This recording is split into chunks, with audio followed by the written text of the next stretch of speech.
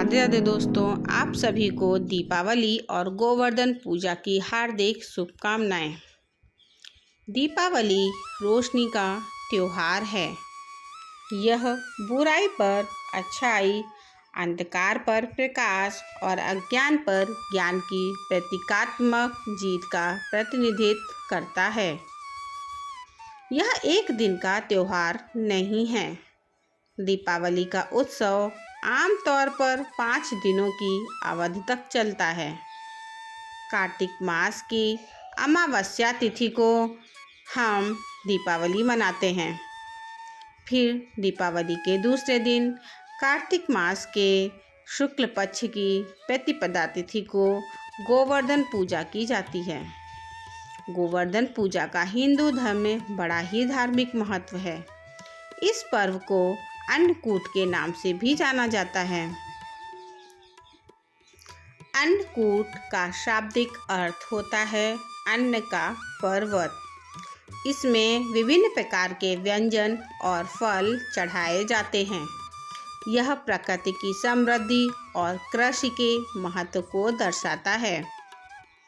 मान्यता है इस दिन भगवान श्री कृष्ण और गोवर्धन पर्वत की पूजा अर्चना और 56 भोग अर्पित करने से साधक को समस्त दुख और संताप से छुटकारा मिलता है। इस शुभ अवसर पर गाय के गोबर से भगवान श्री कृष्ण और गिरिराज पर्वत का चित्र बनाया जाता है, जिनके शुभ मुहूर्त के दौरान विधिपूर्वक पूजा अर्चना की जाती है। साथ ही प्रभु के प्रिय भोग अर्पित किए जाते हैं। क्या आप जानते हैं कि क्यों मनाया जाता है गोवर्धन पूजा का पर्व? अगर नहीं पता तो आइए सुनते हैं गोवर्धन पूजा की पौराणिक कथा। गोवर्धन पूजा का पर्व भगवान श्री कृष्ण की अद्भुत लीलाओं का स्मरण कराता है। इस पूजा में विशेष रूप से गोवर्धन पर्वत गाय की कृपा के लिए हमारी कृतज्ञता को प्रकट किया जाता है।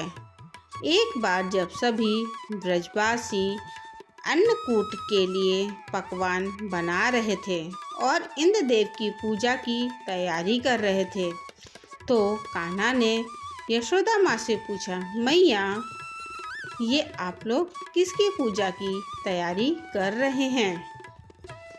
तब माँ यशोदा ने कहा, लल्ला, हम देवराज इंद्र की पूजा करने जा रहे हैं। वह वर्षा करते हैं जिससे हमारी फसलें उग पाती हैं। भगवान श्री कृष्ण ने कहा, मैया, फिर हमें तो गोवर्धन पर्वत की पूजा करनी चाहिए, क्योंकि हमारी गायें वहीं चरती हैं, जिससे उनका पेट भरता है। भगवान श्री कृष्ण ने ब्रज के वासियों से इंद्रदेव की पूजा करने की बजाय गोवर्धन पर्वत की पूजा करने के लिए कहा। भगवान कृष्ण की ये बात ब्रजवासियों को सही लगी।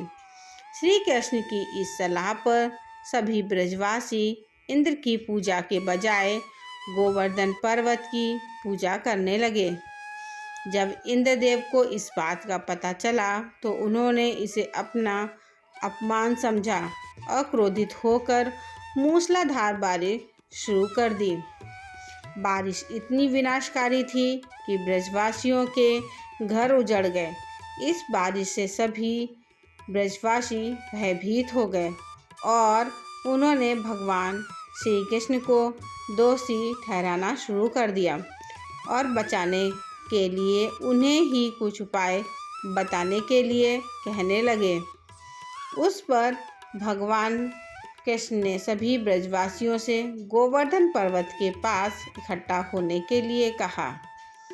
जब सब ब्रजवासी गोवर्धन के पास इकट्ठा हो गए तो श्री कृष्ण ने अपनी मुरली को कमर में बांधकर अपनी छोटी उंगली पर गोवर्धन पर्वत को उठा लिया और सभी ब्रजवासियों को अपने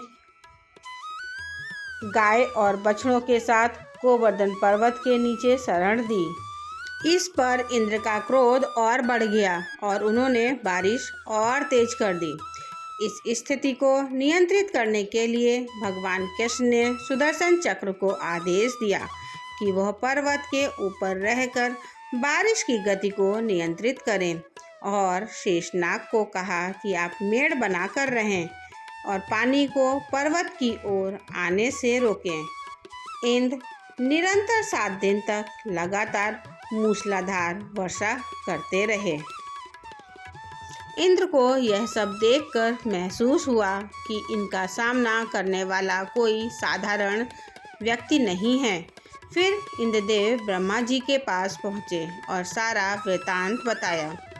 तब ब्रह्मा जी ने इंद्र को समझाया कि भगवान कृष्ण स्वयं भगवान विष्णु के अवतार हैं। ब्रह्मा जी के मुख से ऐसा सुनकर इंद्रदेव बहुत लज्जित हुए और श्री कृष्ण भगवान से कहा, मैं आपको पहचान ना सका इसलिए भूल कर बैठा, और उन्होंने भगवान कृष्ण से क्षमा मांगकर उनकी पूजा करने का निर्णय लिया। इसके बाद से ब्रज समस्त संसार में इस दिन गोवर्धन पूजा होने लगी और कान्हा को अन्नकूट का भोग लगाया जाने लगा। धन्यवाद। आपको ये जानकारी कैसी लगी हमें कमेंट में ज़रूर बताएं। वीडियो अच्छी लगी हो तो लाइक करें। आप हमारे चैनल पर नए हैं तो सब्सक्राइब ज़रूर करें। धन्यवाद।